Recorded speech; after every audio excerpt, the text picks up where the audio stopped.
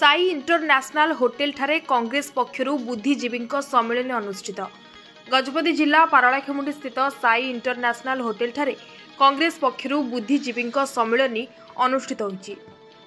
पर्यवेक्षक तथा अखिल भारतीय कांग्रेस कमिटीर सदस्य रघुवर रेड्डी अध्यक्षतार जिला कांग्रेस सभापति तथा मोहना विधायक दाशरथी गमांग, केन्द्रापड़ा पूर्वतन विधायक चिन्मय बेहेरा, श्रीनिवास राव प्रमुख मंचस्थ थिले। ଏହି ଅବସରରେ ସହରର ବିଭିନ୍ନ ଏନଜିଓ, ସାମ୍ବାଦିକ ଏବଂ ବିଶିଷ୍ଟ ବ୍ୟକ୍ତିମାନେ ଉପସ୍ଥିତ ରହି ଆଲୋଚନା କରାଯାଇଥିଲା। ଜିଲ୍ଲାର କିପରି ବିକାଶ ହୋଇପାରିବ, କେଉଁ କେଉଁ କ୍ଷେତ୍ରରେ କାର୍ଯ୍ୟଗୁଡ଼ିକୁ କଲେ ବିକାଶ ହେବ, ସେ ଉପରେ ଉପସ୍ଥିତ ବୁଦ୍ଧିଜୀବୀ ନିଜର ବିଚାର ରଖିଥିଲେ। ଏଥିସହ କୃଷି, ପର୍ଯ୍ୟଟନ, ଜଳସେଚନ ଆଦି ବିଷୟକୁ ନେଇ ବିଶେଷ ଭାବେ ଆଲୋଚନା କରାଯାଇଥିଲା, ଯାହାକି ଆଜି 9ଟା ବେଳେ କଂଗ୍ରେସ ପକ୍ଷରୁ ସୂଚନା ମିଳିଛି।